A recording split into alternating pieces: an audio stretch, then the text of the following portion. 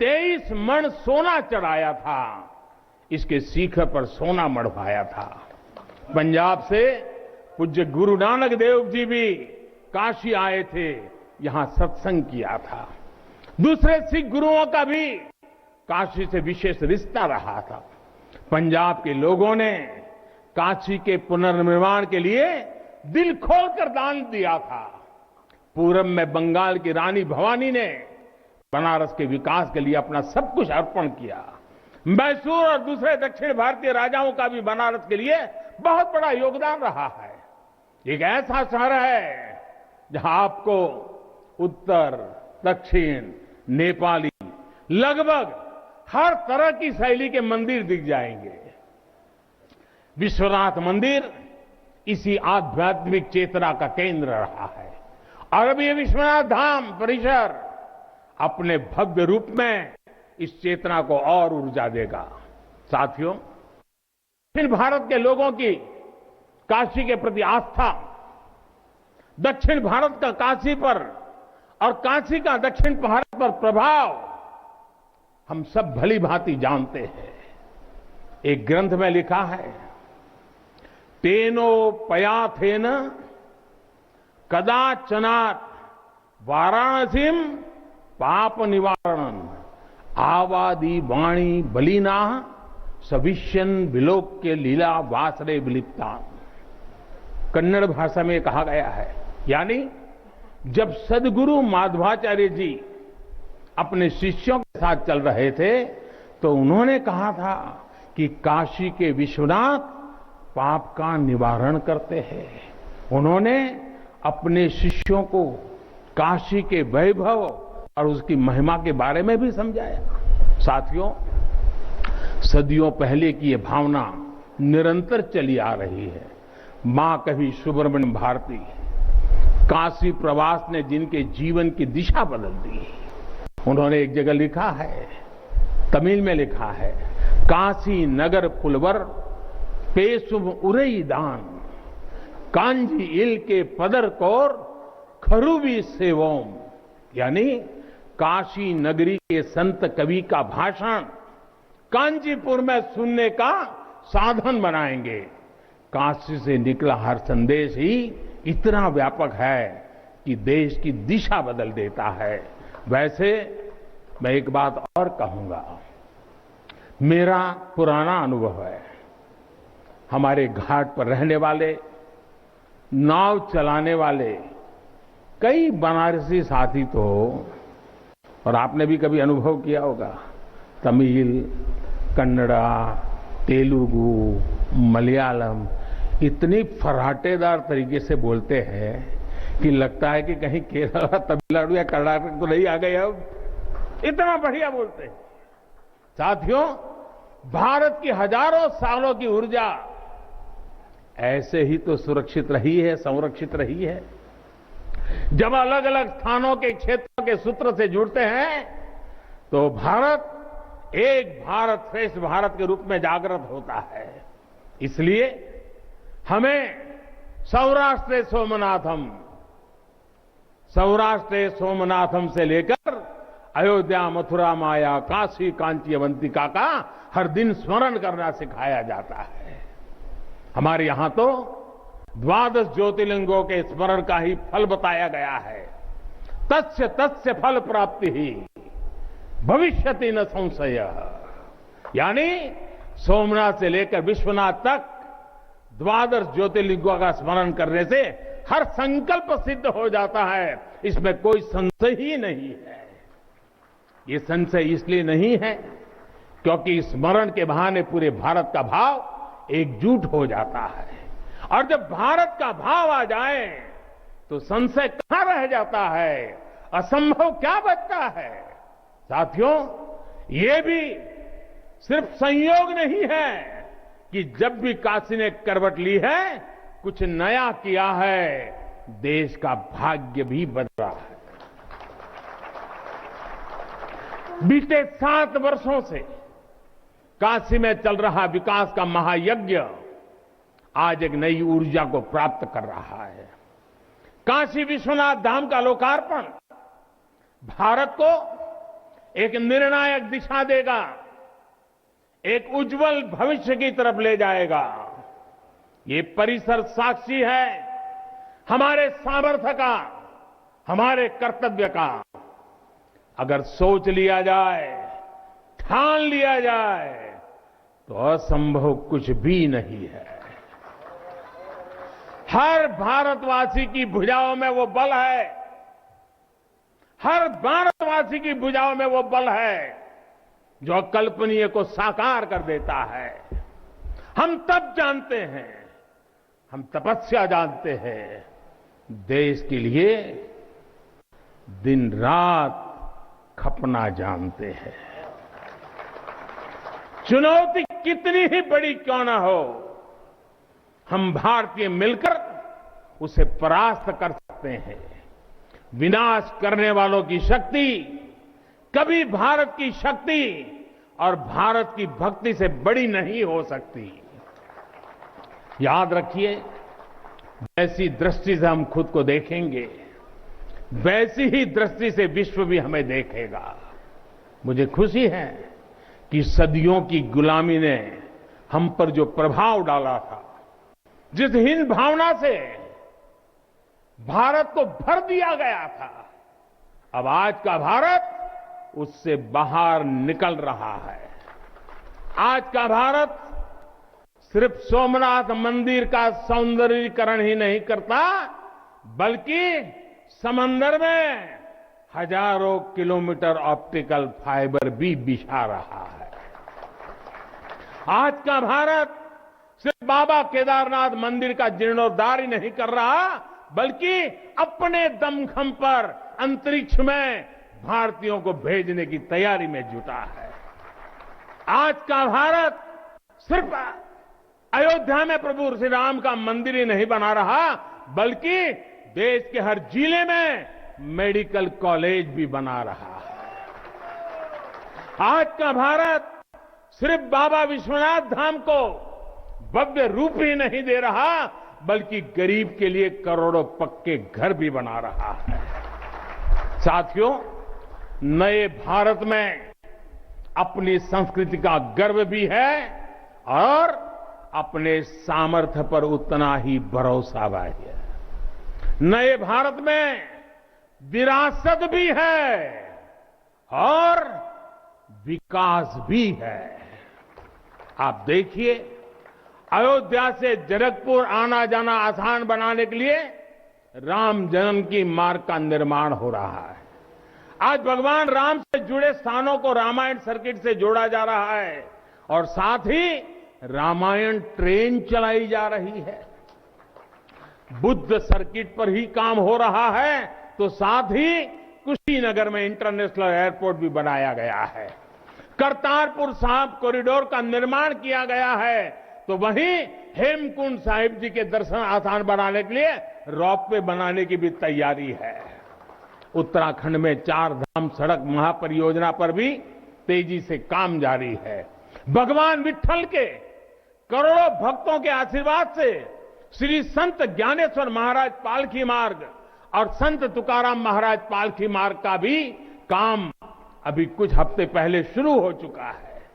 साथियों, केरला में गुरुवायूर मंदिर हो या तमिलनाडु में कांचीपुरम वेलंकानी, तेलंगाना का जोगलांबा देवी मंदिर हो या फिर बंगाल का बेलूर मठ, गुजरात में द्वारका जी हो या फिर अरुणाचल प्रदेश का परशुराम कुंड, देश के अलग अलग राज्यों में हमारी आस्था और संस्कृति से जुड़े ऐसे अनेकों पवित्र स्थानों पर पूरे भक्ति भाव से काम किया गया है, काम चल रहा है। भाइयों और बहनों, आज का भारत अपनी खोई हुई विरासत को फिर से संजो रहा है। यहां काशी में तो माता अन्नपूर्णा खुद विराजती है।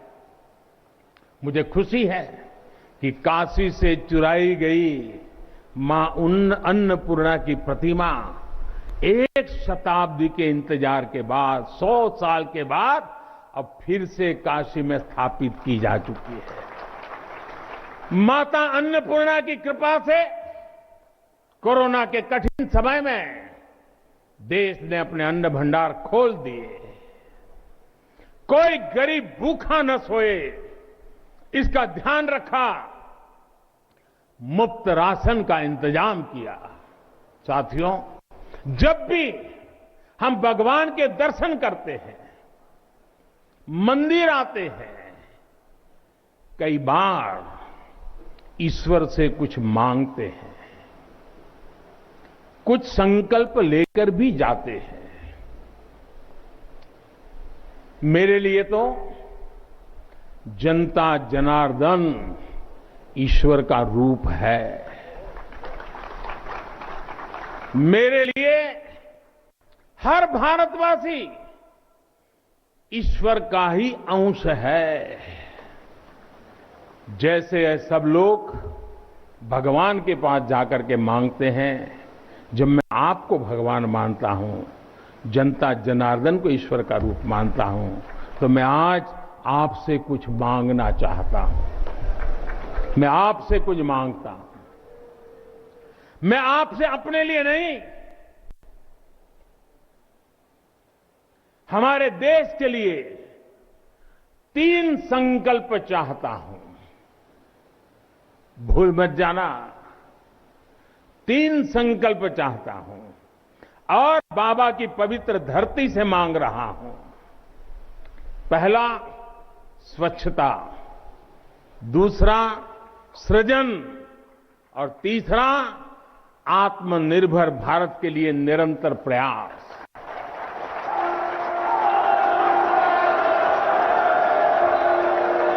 स्वच्छता जीवन शैली होती है, स्वच्छता अनुशासन होती है।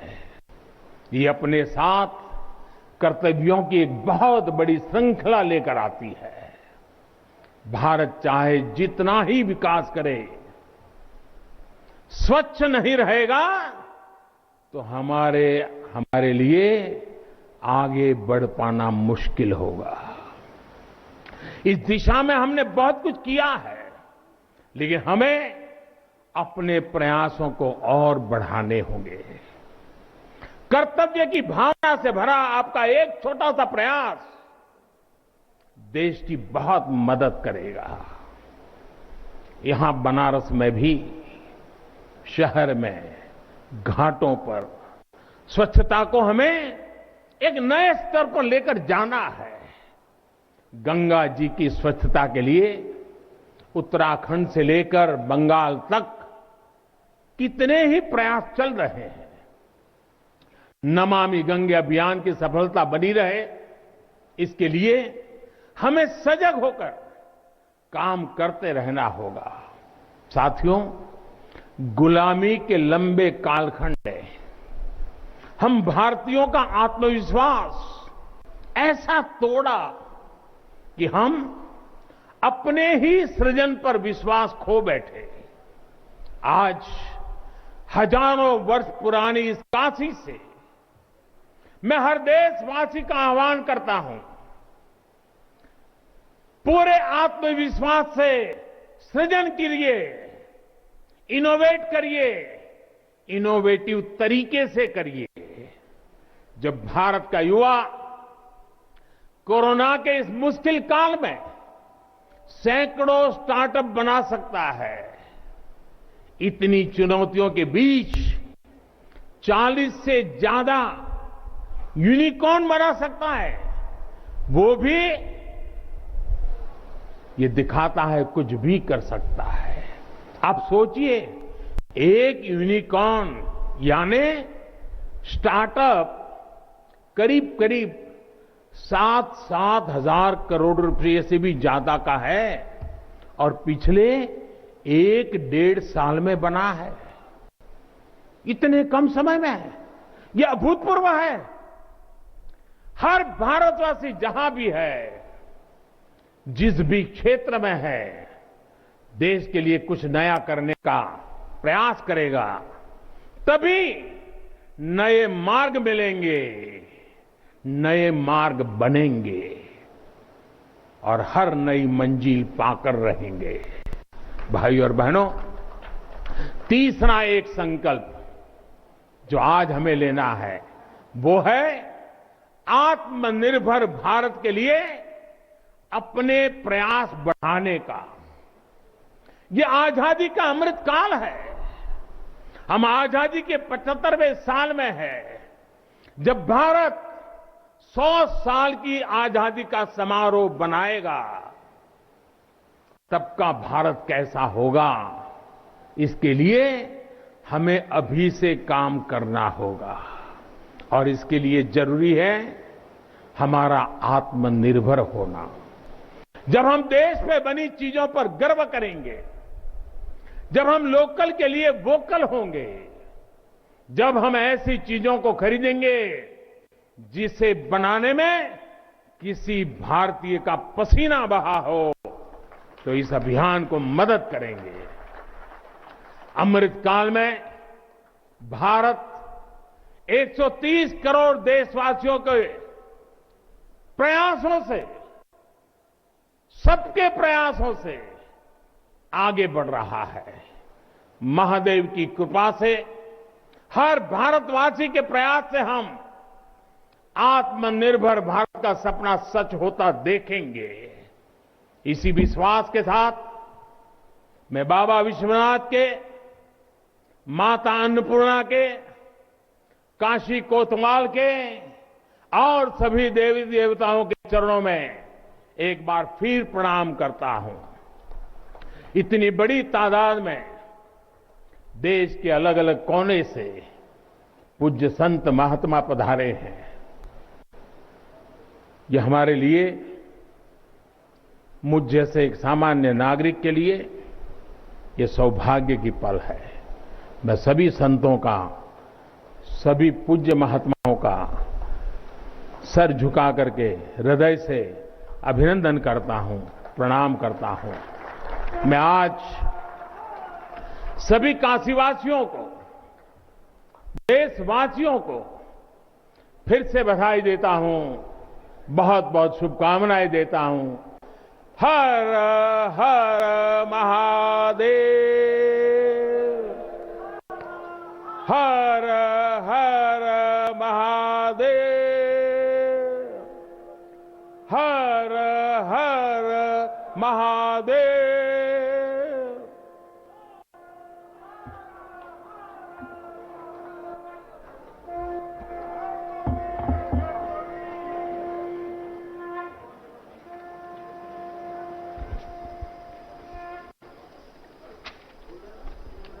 बहुत बहुत धन्यवाद माननीय प्रधानमंत्री जी।